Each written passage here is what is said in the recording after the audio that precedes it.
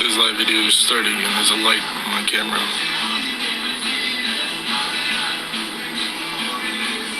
I cannot see myself. Alright, well I can see myself, so I'll go forward. Welcome to the Undercurrent. I very much need you to wake up. I am making a push on the two biggest mediums that I know of. Facebook here, and I intend to port these videos over to YouTube, where I'll also be dropping live videos, because it's the easiest way for me to record what I'm trying to say and get it out there to you. I have a ton of math, a ton of subjects. Hopefully, in the coming weeks, when I post these, that we can actually have a conversation and expand upon any or several of these subjects. Anyhow, waking up. I have proof that we're suffering as a society a mass psychosis. I've had symptoms of it myself. When you hear a great idea or a good idea, somebody's being reasonable and conversing with you, and you're a knee-jerk, like, we almost have to say, like, that'll never happen. That'll never happen. That'll never work. Things have always been this way. There's nothing you can do to change it. We are ingrained with these responses. Up to 7 years ago, I worked at Target, and a friend of mine suggested that we got paid for the boxes that we were putting on the shelf to attempt to make it fair, our wage and earning. And I didn't do the typical knee-jerk. I didn't say that'll never happen. My answer to Sarah, if you're out there, was that this place would have no soul. Like I'm wise and she's dumb. And the truth was, her answer was perfect. Literally, her answer was perfect. That will work inside a place. Instead of the wage that we're earning or whatever, if you got paid for what you were doing appropriately, that everybody would be earning what they contributed with.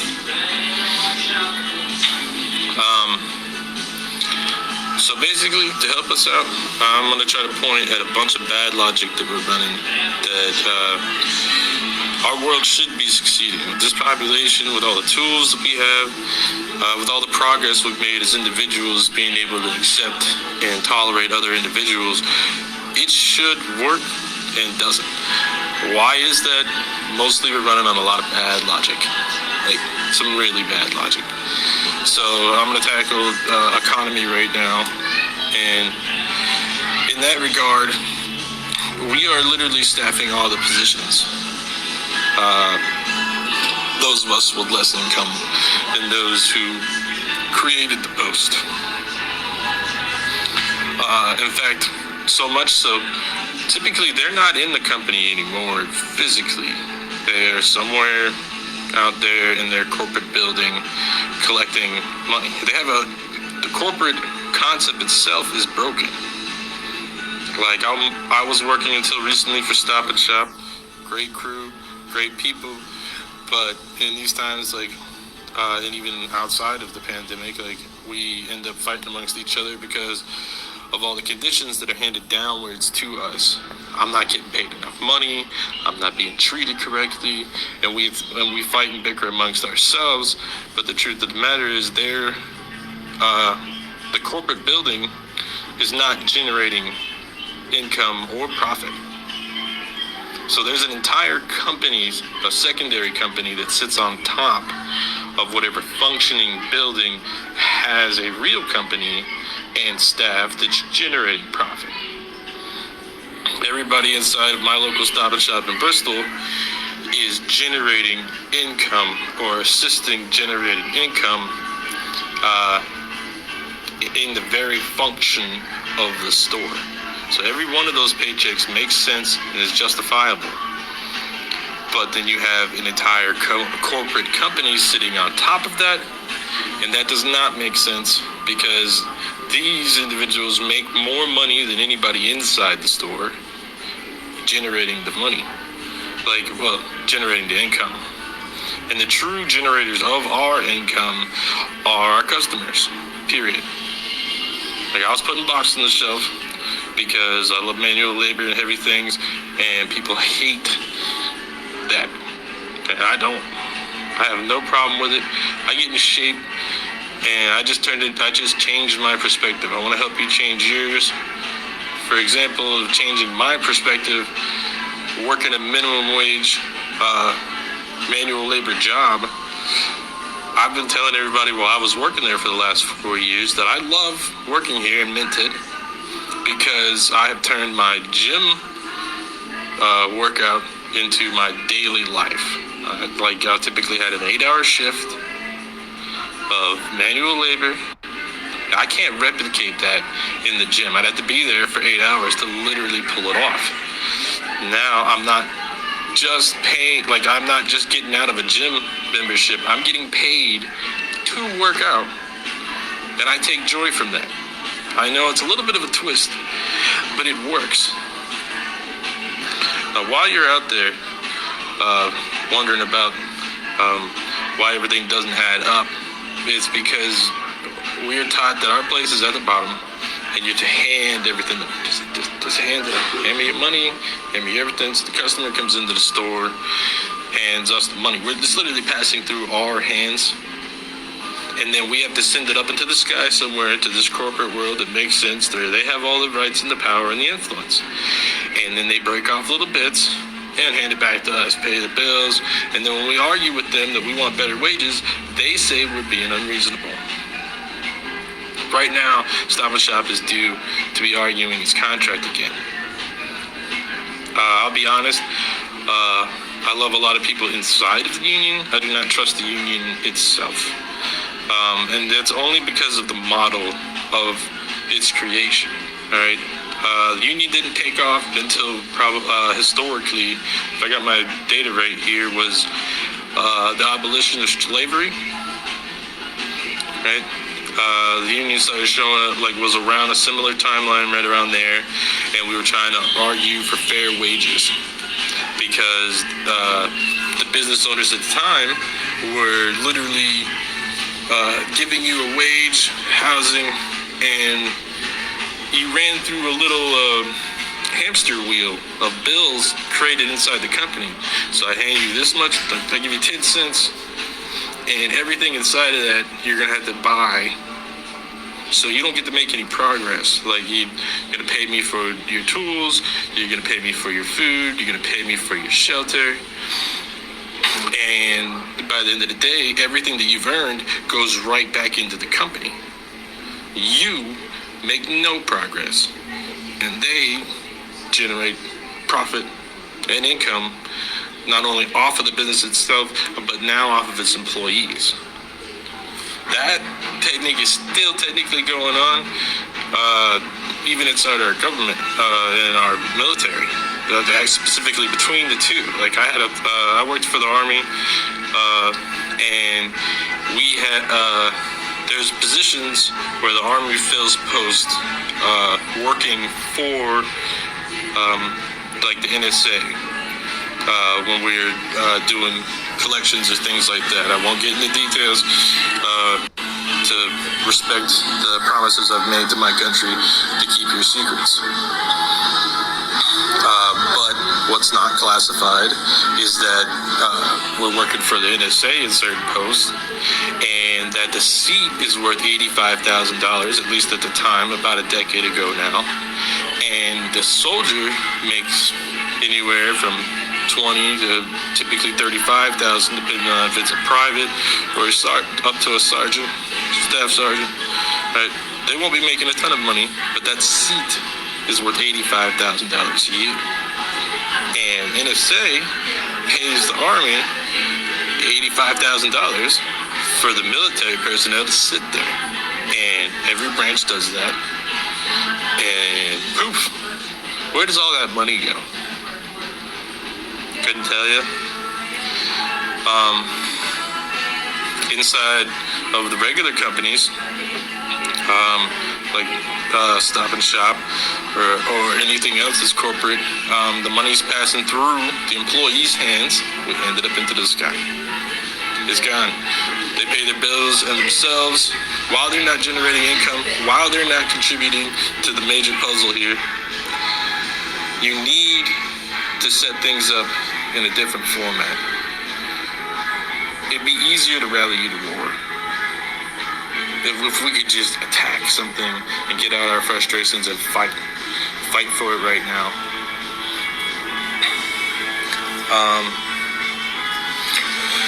I argue you need to break the cycle. Historically, every society has overthrown whoever's in charge violently.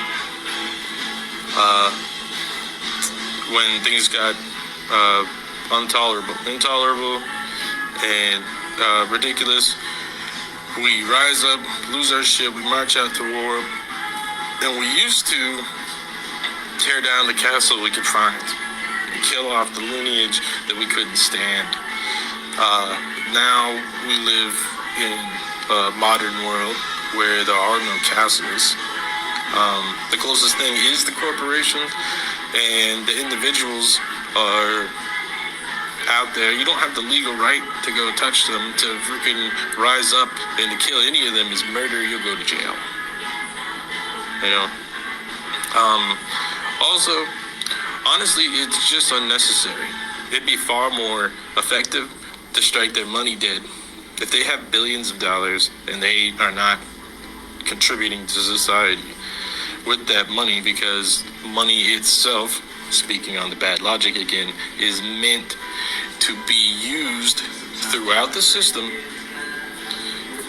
like water or blood passing through veins or a river. And every time you have a big ass bank account that is stationary economy, that is not contributing to the whole,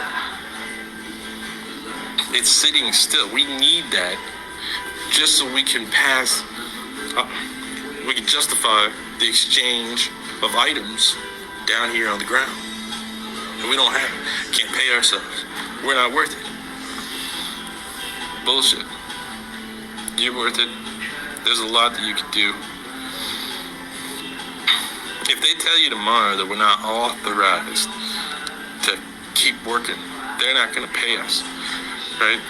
If you fall below essential workers, if everybody were to believe that, and essential workers didn't go to work either, everybody stayed home, we would literally starve. You've chased off the woods, the wildlife, the free water. Clear, fresh water has been slammed into pipes and neglected for years. The bigger city you have, the less likely you will find any fresh water inside of town at all. You're gonna get the tap water you're paying for, which there's incidents on file in Ohio when I was living there, not far from where I was living. We turned on the water faucets. Somebody put a lighter to it and the thing caught flame. That's coming through our sinks. We're bathing in that. And mostly so that you will pay me again for the water bottles.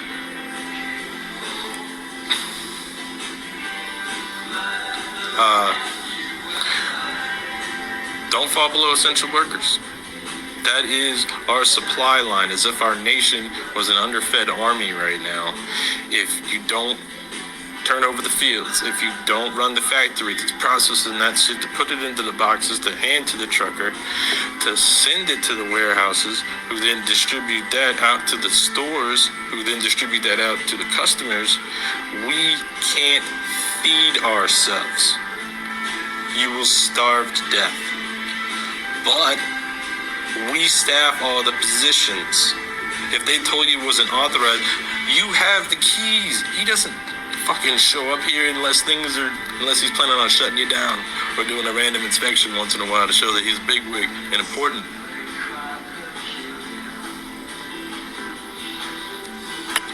It's right here. You only need to shift your perspective slightly and this world could change dramatically. I guarantee you, without running politics, without taking your money, that I can help you change the world in less than a year if you but shift your perspective and challenge the bad logic that's running our lives. Handing money up into the ether. Now, please take care of me. Why would I do that? We've established that success is the massive bank account. If you measure whether or not you're winning off of money, then, why should I be a bleeding heart when I've won all this money and take care of all you who didn't? That's some really faulty logic, to be perfectly honest. I think we should measure success off of how society as a whole is doing. Like, why are we charging for school, right? School has become a debt prison so bad that students are starting to fight against their student loans because, a lot of people are going to school, getting themselves thousands, tens of thousands, some of them even $100,000 in debt. And if you don't get the job that you just went to school for, you will be in debt basically indefinitely. Frontside credit is an alternate to your current system called credit. We establish credit off of how poorly you spend your money, actually. I'm going to authorize you to touch my money, which I don't share with you. And you can use money, finally, if you let me make money off of you using my money. So, you pay more for everything. And the more you pay for everything, the better credit you have. It's circular. The students, it doesn't make any sense, though. But we are investing in members of our society every time we bother to educate them at all. They are who will carry this when we are through. You will grow old and die like the rest of us. I will grow old and die just like anybody else. Someone needs to be here, will be here, and to not educate them is actually a real malpractice to the whole of society. Why charge your kids to chase down their dreams? Like, 18 is not an adult. You're not even done growing. But you are dumb as hell and easy to sleep with since it's legal now. I mean, at least it won't die when she gets pregnant. Probably within 150 years, we were marrying off little girls to grown men. And it was commonplace for the woman to die in childbirth. Now they're 18. Perfect, right? Before they have a kid, they're gorgeous. The hottest they will ever be. And they're dumb as hell. Best thing about 18-year-olds is they happen every year.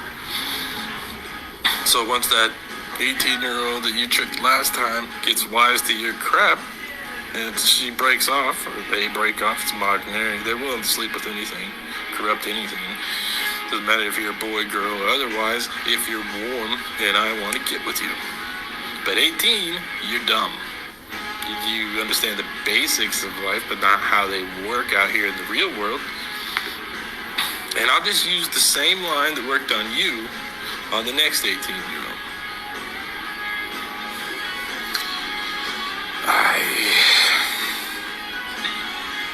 Wake up. We can make a difference right now. But the first thing it requires is just to believe it. I'm convinced you don't. But I do, and I know people who do. And we still reflex that'll never happen. Get over it. It's going to happen. And I say soon. Good luck. I'll be dropping more soon. This is going on Facebook, and then I'll be porting it over to YouTube.